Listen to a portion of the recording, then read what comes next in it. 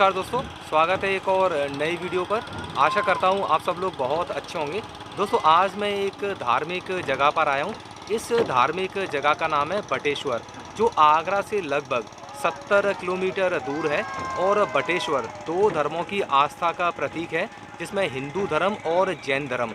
हिंदू धर्म की आस्था के रूप में यहाँ पर एक अति प्राचीन शिव मंदिर स्थापित है, और जैन धर्म की आस्था के रूप में यहाँ से 2 किलोमीटर दूर एक जगह है जिसका नाम है शौरीपुर। शौरीपुर में 22वें तीर्थंकर नेमिनाथ जी का जन्म हुआ था, इसलिए वह जगह जैन धर्म के लिए बहुत ही महत्वपूर्ण है। और यहाँ पर हमारे पूर्व प्रधानमंत्री श्री अटल बिहारी वाजपेयी जी का भी जन्म हुआ था। उनका घर इस मंदिर से लगभग आधा किलोमीटर दूरी पर स्थित है। इसके साथ साथ भारत में लगने वाले सबसे बड़े पशु मेलों में से एक पशु मेला प्रतिवर्ष यहाँ पर लगता है। इस वीडियो को मैं 2 पार्ट में बना रहा हूँ, जिसमें पहले पार्ट में मैं आपको बटेश्वर नाथ मंदिर के इतिहास के बारे में और इसके धार्मिक महत्व के बारे में बताऊंगा, और इसके साथ साथ मैं आपको मंदिर के दर्शन करवाऊंगा। और दूसरे पार्ट में मैं आपको यहाँ पर लगने वाले पशु मेले में लेकर चलूँगा और पशु मेले के महत्व के बारे में बताऊँगा। यदि आप गूगल पर बटेश्वर मंदिर अथवा बटेश्वर टेम्पल के नाम से सर्च करोगे तो सबसे ऊपर यह मध्य प्रदेश के शहर मुरैना में स्थित बटेश्वर मंदिर को दिखाता है। दरअसल बटेश्वर नाम से 2 मंदिर हैं, जिसमें एक मध्य प्रदेश के शहर मुरैना में स्थित है, जबकि दूसरा प्रमुख मंदिर आगरा में स्थित है। इस वीडियो में मैं आपको आगरा के बटेश्वर मंदिर के दर्शन करवाने ले चलता हूँ।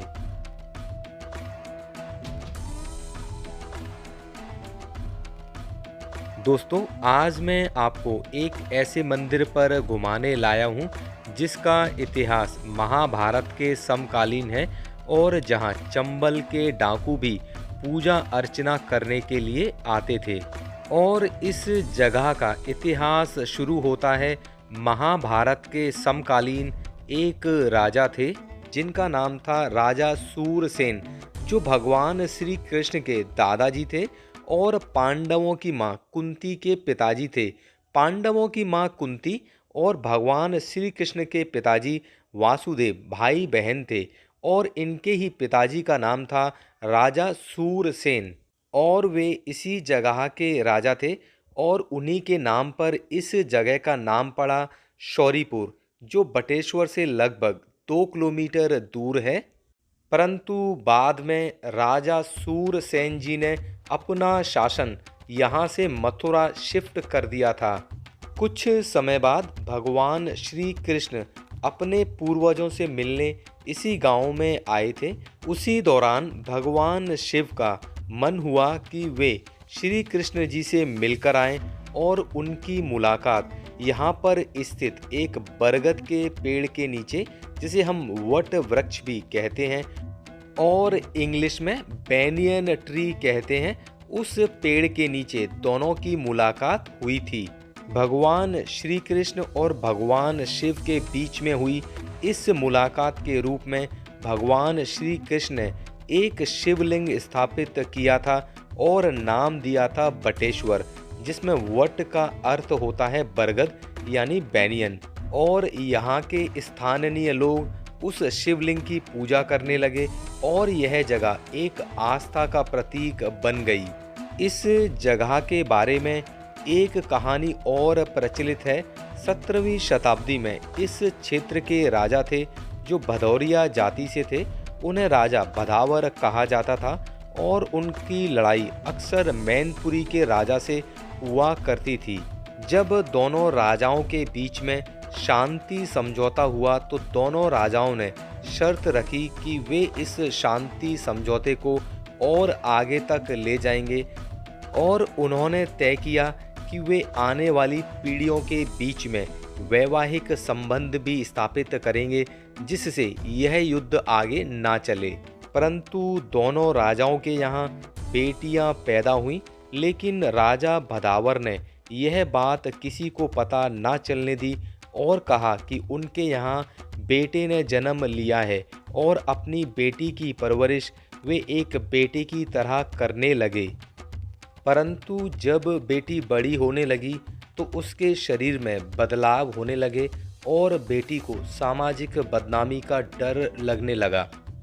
तब उस बेटी ने इस शिव मंदिर पर आकर शिव जी की प्रार्थना करना शुरू किया, परंतु काफ़ी समय तक प्रार्थना करने पर जब शिव जी प्रसन्न नहीं हुए तो उस बेटी ने यमुना नदी में छलांग लगा दी।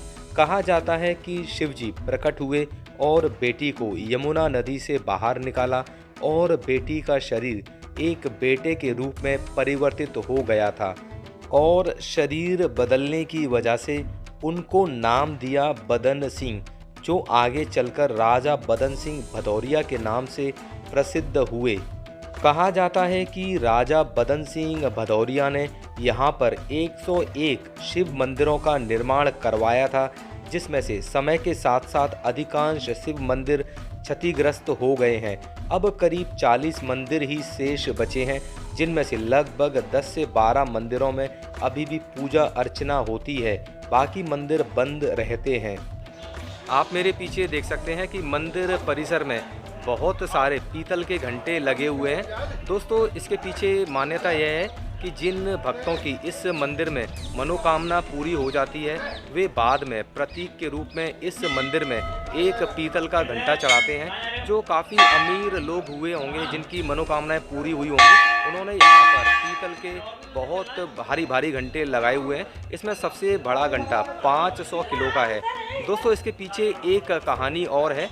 क्योंकि यह बटेश्वर नाथ मंदिर यमुना नदी के किनारे पर स्थित है और यह मंदिर चंबल नदी से 12 किलोमीटर की दूरी पर स्थित है। जैसे ही हमारे मन में चंबल नदी का नाम आता है, हमारे जहन में चंबल के डाकुओं का नाम भी जरूर आता है। यह मंदिर चंबल के डाकुओं का प्रमुख मंदिर रहा है। चंबल के डाकू कहीं भी डाका डालने से पहले इस मंदिर पर पूजा करने आते थे और जब डाका सफल हो जाता था तो उस लूट की रकम से एक पीतल का घंटा इस मंदिर में चढ़ाते थे। यदि आपने चंबल के डाकुओं का नाम सुना होगा, जिसमें काफ़ी प्रमुख रहे थे पान सिंह तोमर, जिनके ऊपर एक मूवी भी बनी है, और डाकू मान सिंह। तो चलिए दोस्तों, अब मैं आपको मंदिर के दर्शन करवाता हूँ। यह मंदिर का मुख्य प्रवेश द्वार है, जो अभी निर्माणाधीन है, इसलिए इसके मुख्य रास्ता बंद है और मैं आपको साइड वाले रास्ते से लेकर चलता हूँ। ये मंदिर परिसर की दुकानें हैं, जहाँ से आप पूजा सामग्री व प्रसाद खरीद सकते हैं। यहाँ आप देख सकते हैं कि पूजा की थाली में क्या क्या सामान रहता है। जैसे यहाँ पर आप देख सकते हैं, ये जनेऊ है, ये कपूर है, ये फूल है, ये प्रसाद है और एक चुनरी है, यहाँ चूड़ी का पैकेट है। दोस्तों, यह मैंने पूजा की थाली ले ली है। यहाँ पर जो पूजा की थाली है वो 100 रुपये की, यानी 101 रुपये की, और 51 रुपये वाली भी है। तो मैंने जो थाली ली है वह 51 रुपये वाली है। और अंदर चलते हैं और शिव जी के दर्शन करते हैं और देखते हैं कि वहाँ अंदर की क्या क्या खूबियाँ हैं। पूजा की थाली के अतिरिक्त यदि आप मंदिर में कोई घंटा चढ़ाना चाहते हैं तो यहाँ पर छोटी सी घंटी से लेकर 2-3 किलो तक के घंटे आपको मिल जाते हैं। परंतु यदि आप बहुत बड़ा घंटा चढ़ाना चाहते हैं तो वह आपको ऑर्डर देकर बनवाना पड़ता है। यह मंदिर का मुख्य प्रवेश द्वार है। जैसा हम सभी जानते हैं कि जहाँ भी शिव जी का मंदिर होता है, मंदिर के ठीक सामने एक नंदी जी की प्रतिमा स्थापित की जाती है। ऐसी ही नंदी जी की प्रतिमा इस मंदिर के सामने भी स्थापित है। आप उस दिव्य शिवलिंग के दर्शन कर सकते हैं जिसे भगवान श्री कृष्ण ने अपने हाथों से स्थापित किया था।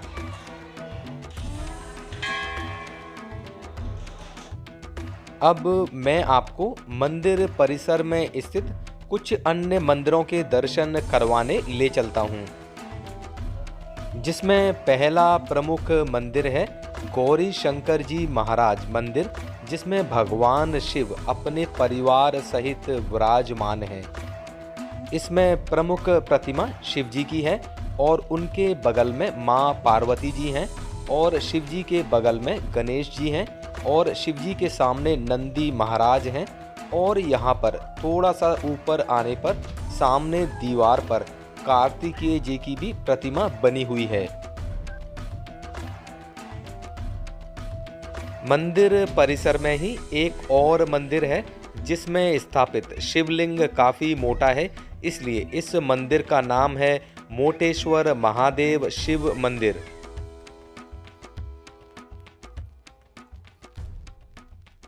मंदिर परिसर में ही एक शिवलिंग और स्थापित है जिसका नाम है पंचमुखेश्वर शिवलिंग मंदिर। इस शिवलिंग पर शिव जी के 5 मुख बने हुए हैं। इस बटेश्वर धाम की एक और बेहद महत्वपूर्ण बात है कि यमुना नदी दिल्ली आगरा के रास्ते इस मंदिर तक पश्चिम से पूरब की ओर यानी वेस्ट टू ईस्ट की ओर बहती है, परंतु बटेश्वर धाम पर आकर यमुना नदी पूरब से पश्चिम की ओर यानी ईस्ट टू वेस्ट की ओर बहने लगती हैं और बटेश्वर धाम के चारों ओर घूमकर फिर से वेस्ट टू ईस्ट यानी पश्चिम से पूरब की ओर बहने लगती हैं।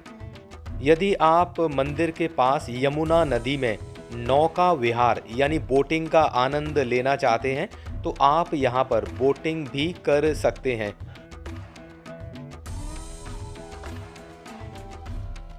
यह मंदिर आगरा क्षेत्र में पड़ने वाली बाहा तहसील के अंतर्गत आता है।